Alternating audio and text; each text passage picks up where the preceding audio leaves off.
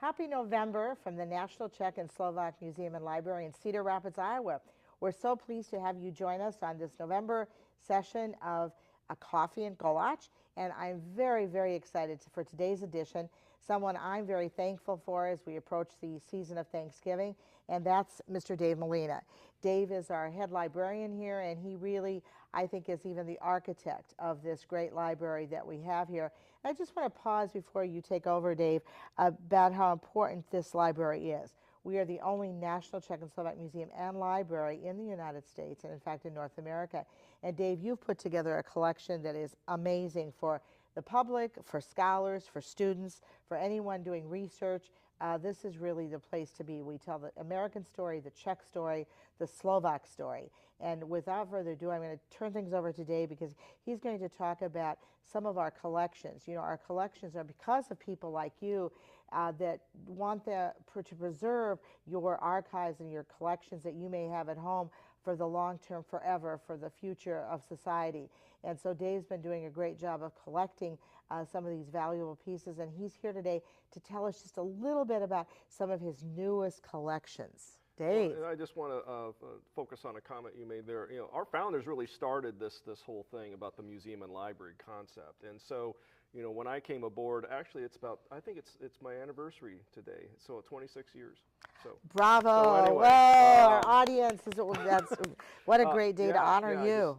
Anyway, it just kind of worked out that way. Oh, that's great.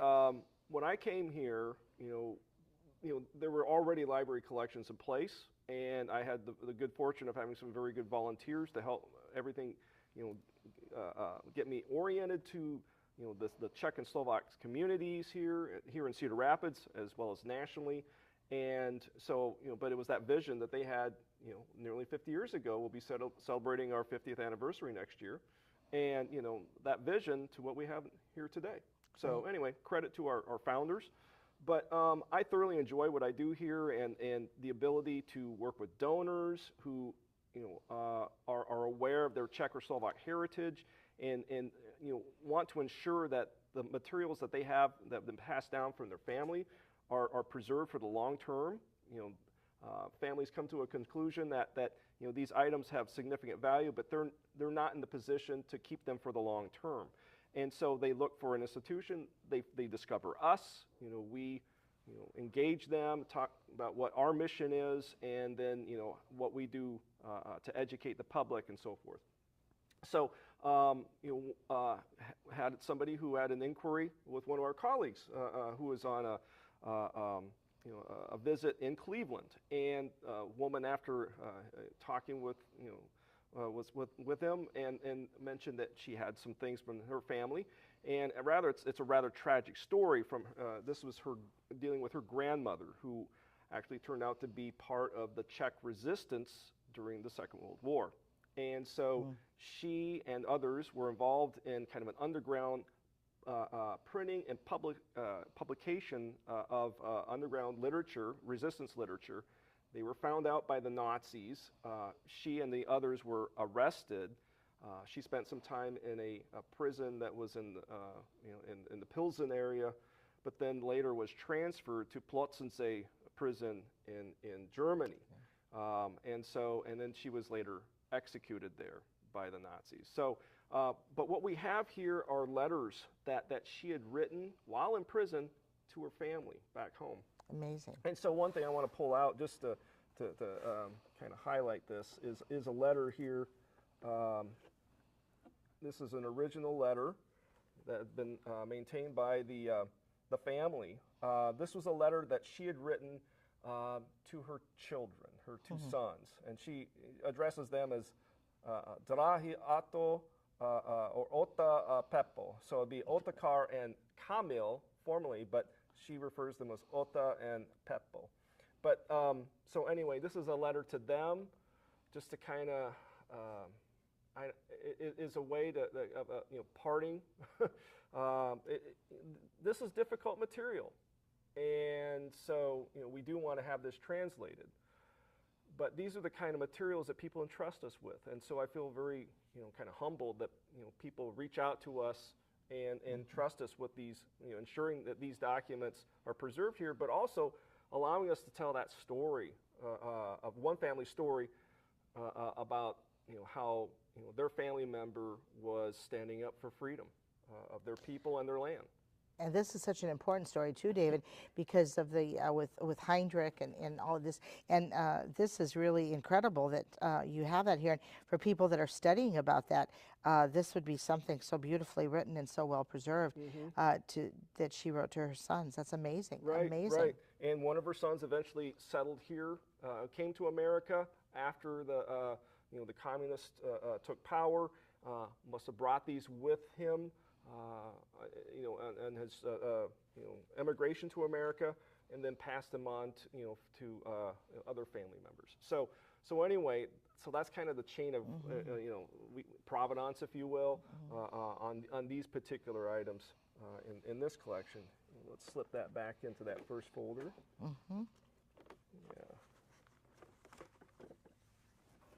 And then and this segues nicely to this book here.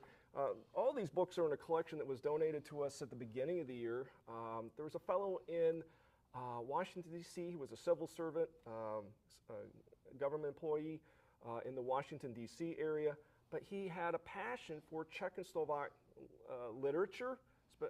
He wasn't Czechoslovak himself, but became fascinated with the whole story of the Czechoslovak peoples, and he sought out material in English language translation. So that became kind of a collecting obsession for him. And then after he passed, his family reached out to us about acquiring these materials, and I was familiar with him. We had been in contact over the course of several years, but again, this is another example of a family looking to kind of preserve the collection that this person assembled over the course of several decades, and then have it preserved here at the museum. So it's known as the Charles E. Kern III collection, and you can find them in our online catalog. Our colleague Leroy Bradway, our cataloger, has cataloged well over 170 of these items yet. There's many more to go, so this is a rather large collection for us, single acquisition.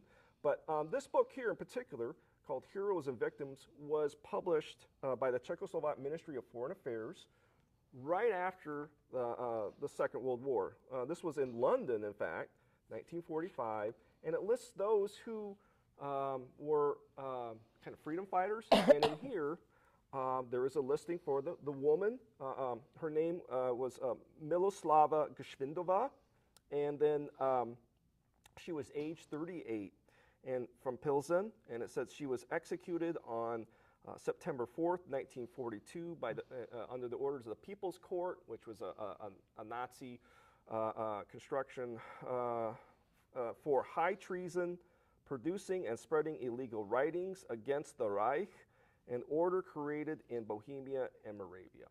So anyway, so this, and then these other items here are some of the kind of rare and obscure items that this fellow Charles Kern collected. This one here is another example of literature. This one is called Adam the Creator, and it was written by Karl and Josef Čapek, the Čapek brothers. And so this was, again, an English language translation, and it's a comedy in 6 scenes and an epilogue. So this was published in 1930. So probably a first edition of this play, first English edition, I'm going to say. So anyway, this was printed in Britain. So these are kind of hard to come by here in the United States. And how great for someone doing research. I can imagine a student doing research on the Čapek brothers, or even World War II and the whole Heinrich, situation. Right. And what was the title of the movie that they had for Heinrich? There was a movie. Yes, I know. I can't remember. Anthropoid. Thank you. Someone in our audience. Anthropoid. So this would really bring that to life, to see the movie and then to read this. That's very good. Thank you. We're glad we have an audience. Well, another book here, this part of this acquisition is The Appeasers, and this talks about again, the British role in the Munich Agreement, which basically signed over the Sudetenland, or the border regions that were heavily German in the area of Bohemia, Moravia, signed those over to the German Reich. And so, again, this was published in Britain, and this one was published in '63, so about a couple of decades after the Second World War. So some time to reflect, some time to gather, other documentation then about that incident. This book then, it's called Smersh, which is kind of interesting. This one is actually dealing with the Carpatho-Rusins, and it's about somebody who kind of infiltrated the Russian kind of terror structure they had in place. This was and then they say here this was an acronym for Smert Spionam, or death to spies. So it was looking for people who may be resistant to the communists or the communist authorities in the newly kind of communized Czechoslovak and Carpatho-Rusin lands. That area known as Carpatho Ukraine or Carpathian Subcarpathian Ruthenia. There's a number of names for it. That was absorbed into the Soviet Union, a part of Ukraine, after the Second World War. But this talks about somebody who had infiltrated one of their kind of anti-spy networks, and then managed to leave before he was discovered, and then came to the West to tell about it. So again, this is this kind of a niche book talking about the post-war, early communist era in Europe. And then this one here is another one from his collection. So Brotherhood of Silence. This is about some person named Stefan Ilok, who was it was a pseudonym for one of the anti-communist forces in Slovakia. So again, this person, later was part of the, escaped and was part of the underground and Western intelligence network. So, so these are very interesting works, rather obscure. These have been out of print for several decades, and so we're very pleased to acquire these kind of things to help us understand, some of these very important time periods within Czech and Slovak history. And in order for us to really preserve our culture, we need to know these things. Exactly. And to have this, wonderful resource here for anyone. And how does the library work? If I'm a member of the museum, how can I access it? Help us. Sure. If I'm living in California, what can I do? Definitely. So, certainly start with our website. And that's where a lot of the information about what we provide here in the library resides. So, if you're looking for information about genealogy, we have a section on that. What sort of resources we have an online catalog, we have archival materials, we have a list of what our archives contains. We have a rather large collection of sheet music and recorded music, and so forth. So, so there are what we call finding aids there. Finding aids are for non-book materials that list what kind of things we have, like this. There's a finding aid item for this collection here. And so, but then, the staff itself is a resource. And so my colleague Leroy and I are the ones that interact with the public, in person, over the phone, via email. That's how you can contact us. And, we get questions just about everything today. From one of our audience members, I had a question about somebody looking for Christmas music. So we were able to figure that out and have some solutions for somebody who might be looking for some sheet music featuring Christmas music. So sometimes it's timely, time of year. It just varies. And they probably, people too want to come and just find out about what is modern day Czech Republic and modern day Slovakia like? How can I travel there? What do I need? Exactly. And the currency, what's the currency? I know we get those Yeah. kind of. But Dave, you touched on a very interesting point that I'd like you to highlight. Actually, 2 points. One is the genealogy. And I know recently you were our representative at the Czechoslovak Genealogy Society International meeting in Milwaukee. Right. And we had a booth there as a museum. And everybody was around Dave Molina. And so tell us a little bit about how important you are in the genealogy field and how you work with groups like CGSI. Yeah, the Czechoslovak Genealogical Society International has a conference every other year, and it moves around from place to place that has typically a Czech or Slovak population, historic population. This time it was in the Milwaukee area. And it's really kind of like a reunion of sorts, and we've experienced that when we have our own events like our gala and so forth. These are like reunions, and so this is an opportunity for me to network with a lot of the people who I've worked with in the past, and to make new acquaintances. I ran out of business cards, so I did too. Yeah, and so that's a good thing, and so so it's a way for me to catch up with old friends, but also make new ones, and to network, understand who's doing what kind of research. I attended a few sessions there. There's a woman whose book has been recently published called Quitting Bohemia. Her book is in the store. It's also in the library here. She had some very fascinating sessions about kind of the economic and the sociological conditions in mid to later 19th century Bohemia, doing a lot of original research there that I thought was very fascinating. And so I consider these people subject matter experts, really.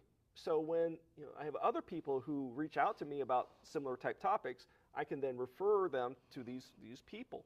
So that makes me more resourceful as well. I do a lot of referrals. And so, but also there are people who are doing local history. And so there's somebody who is gave a presentation about the Czechs in the Racine, Wisconsin area. And Racine, Wisconsin was a very early settlement because of its strategic location just on Lake Michigan, right off of Lake Michigan. So it was easily accessible by boat and through and so there was a lot of economic activity going on there at that time. So, so of course, if you're looking, if you're an immigrant and then you're looking for opportunity, you want to be where the business is, where there's a lot of economic growth. So these early Czechs were coming in the 1850s and 60s. Were settling there and starting businesses and so forth. So this person was giving a presentation about that community. So it's like, okay, let's exchange information here. So if there comes a time when somebody else is looking for information about that particular area, I can refer them to this person for more information. So the library, you really do act as sort of that centerpiece for people to link people, the great connector. Exactly. And the other point I wanted to bring out, Dave, is the fact that we've been talking about these wonderful collections, like you've got this one and you've gotten this wonderful collection. And I know you recently got another one from a scholar, a Czech scholar, and you're establishing a room here in his honor. Do you want to tell us about that? Yeah, so we, my colleague Dalibor Kolache and I, we flew out to the Washington, D.C. area to pick up a collection of the personal library of Miloslav Reksigl. He has an interesting story himself. He was a 48er, somebody who escaped Czechoslovakia right after the coup, the communist coup in 1948. And so, but then he came here as a young man, and now he's in his early 90s. And then, so he established, he went to, he was educated here, and then had a career in the health sciences. NIH, which yeah. NIH. And so, but his passion really has been documenting the Czech American experience, and he's written dozens of books, and was the founder of SVU, which is Společnost pro vědy a umění, or the Czechoslovak Society of Arts and Sciences. And so has been very active in just keeping that Czech and Slovak kind of identity alive here in the United States. And so, but he he's downsizing, and so reached out to us to see, if we would be interested in his personal library. We said yes. So we made a trip out there to and physically bring back these items to Cedar Rapids. Oh, that's great. And I know that his topical areas, like when you talk about the Czech American story, that's really, and he's also touched on the Slovak American, it really fits to what our mission is in terms of definitely. documenting that. I know his one book, Checkmates, has all of the different possibilities of people who are Czech. I think he even has some, Obama is part Czech. Yeah, so he's delved into, using kind of genealogy and family history to seek out, to see if there's any, Czech roots in some of our, I would say, more prominent Americans. And so he's come up with some rather, interesting finds. So again, that's one of his passions. Well, I want to just encourage everyone to watch for our website and to watch for all the great things that I know that Dave and Leroy are putting together for the future. There's some exciting things that I won't even, well, that'll be a next interview that you're talking about. But Dave, do you want to tell our audience out there now, if they do have some things that they may think, well, this should really go to a national library, they should call you? What should they do? Right. So the first process is just, contacting us. So either, calling, emailing, so forth, about what you have. And so, and then we can kind of start that conversation. If you have books, basically what I'm going to ask is for a list of those books that would include the author, title, and year of publication. We can see if we have them in our collection already or not, and also get a sense of what the nature of those materials are. What we're trying to do these days, we've been collecting for nearly 50 years, and so we're trying to avoid duplication. So, because we're running out, we're starting to run out of space, even though we've been in this new facility here for a little over 10 years now. We're kind of filling up. I guess that's it's a good thing. It's a good thing. That's a good but we need to be mindful of that, but also we need to keep it focused here. And our focus really these days is more documenting that Czech American and Slovak American experience. And so that would be books, but especially periodicals that were published here in the United States by the various organizations that were established here by these immigrants and their descendants.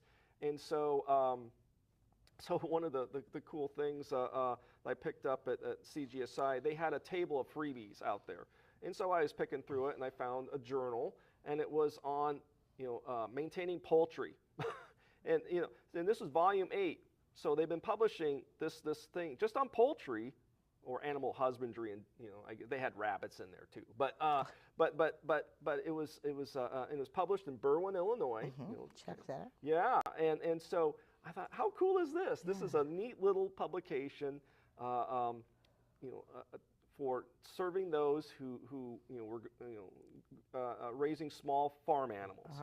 So those are kind of the nifty things that I really like to get my hands on here. But there's other these journals really document the the experience at the local level. Sometimes these are periodicals that were produced for a specific community, and community can be described as geographic community or organizational community. Like, so we have like the publications of these fraternal groups, and so documenting the what was going on nationally with these fraternal organizations, but also at the lodge level. And that can go for the Sokol groups as well. Right. So those things then are the key, I think, to helping us understand, the dynamism of these communities. And then, they're adding new lodges and Sokol units, and but they're also talking about what was going on in Europe too, because they were very much aware of what was going on with their fellow countrymen back in Europe, especially during the First World War I and the World War II time period, and so forth. So, these people were well connected and they were well read. So, and then, there's hundreds of journals that they published over the course of, 100+ years of being here in America. And that's one kind of obsession for me, if you will. Collecting obsession is to identify these publications, to determine which libraries have them. Are they in print? Are they in microfilm? Have they been digitized? So we're finding that there are these publications in Europe, especially in the National Library of the Czech Republic. They're starting to digitize these things. And so I'm just trying to keep up with all this and document it. Eventually, I'd like to see that information be available online. Absolutely. So that's something that's a long-term project for us, but I think that's something that's well within our purview to accomplish. And what you're saying really aligns itself very well with our mission, and more importantly, that whole story for future generations, so they don't forget who our ancestors were, what they did, how hard they fought, what they brought to America, how they struggled. And with the fraternals in particular, they still are a unifying force for the Czechs and Slovaks. Will they be in the next 20 years? Will they be in the next 30 years? And all of this history helps us to build that. Like Sokols, for example, weren't there at one point like thousands of Sokols around the country? There were hundreds of units. But now it's really diminished. It has, and that goes with the many of these were rural based, and so we know that rural America, there's been lots of demographic shifts, and that certainly kind of follows along too with the demographic shifts here in America in general. So there have been a number of these units and lodges, from a fraternal lodge perspective that no longer exist, and I think that's just kind of that transition from all the rural to the urban. So do you think that in the future, what brought the Czechs and Slovaks to America, we all know the free land, the jobs, the fraternals, that the fraternals will change, or do you think there'll be a different to appeal to a younger crowd, or how do you think that will look in the future? That's a good question. I think a lot of these organizations, there's a lot of societal changes now too, and people are much more mobile. They're not as one generation after another staying in one particular location. So yeah, that's going to be a challenge, I think, for some of these groups. However, I think what I'm seeing though is that those organizations that maintain their identity, but are able to bring it into the 21st century, there's some tension there, but we've had these conversations too. How to be relevant, so I think the museum here and library does a good job of focusing on that historical, but also the contemporary. And I think if you kind of maintain that balance between kind of what your origins are, and then honor those origins, but within a more modern context, I think there's a high likelihood that you'll continue to succeed. I think that's great wisdom. Great. So what do you have, as the last question, what do you have to tell our listening audience about the library, its future direction? I mean, you've hinted at some things with digitization, but where are you going? What are you doing? What's your future? If you had a glass ball, what would be different? Well, we're going to continue to acquire materials like this.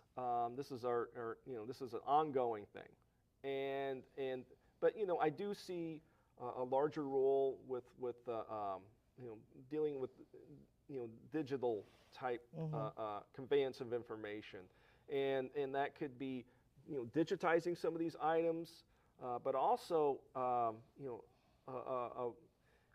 having the opportunity to in our unique role here as a national museum, to showing the extent, the depth and breadth of the Czech and Slovak communities here in the United States. I think that's something that if we can do that online, and then one thing, an example, and this is a project that we're working on with Kolache University in Olomouc, Czech Republic. So we're starting a demonstration project, and it's going to focus on festivals, and so the departments we're working with are the departments of history and cartography. So we're using their resources, their technical knowledge. We're going to provide them with some information about these festivals, and there's well over 70 in the United States between Czechs, Slovaks, and Carpatho-Rusins. And so we're going to use, they're going to be our technology partner, and then we're going to be able to put that information in map form. So you'll see a map of the United States with pins of where all these festivals occur, but also they'll be available in like a tabular form as well, in a list. And so, but this is a one way, I think, it's kind of our unique role here to pull all this together, not just at the local or regional, but national level. And I think that's what we're uniquely support. That's our unique attribute here, is that we have that national outlook, that national view. Yeah, and that's so exciting because that's sort of a mapping project. That's going to be really, really neat. And then you could do other things too. And then that will be a demonstration project for other things to come. Very good. So any final words? No, we've covered a fair amount of territory. We did indeed. And I just want to remind everyone, if you want to ever call Dave, just call him. Your phone number is? 319-362-8500, extension 120. And then you can contact us at library@ncsml.org. Well, that's easy to remember, library@ncsml.org. Dave will be happy to answer your questions, talk to you about collections, talk to you about any contributions. And once again, David, happy anniversary. Thank you. And let's give you a big round of applause. We'll see you all next month on the December edition, when we're going to talk about Czech and Slovak holiday traditions. So we will see you all next month in December on, I believe it's the first Friday. So we'll see you in December, and have a great, great month. And thank you all for being so great to the National Czech and Slovak Museum. This is Thanksgiving Day month, and we're all thankful for all of you. Have a great day.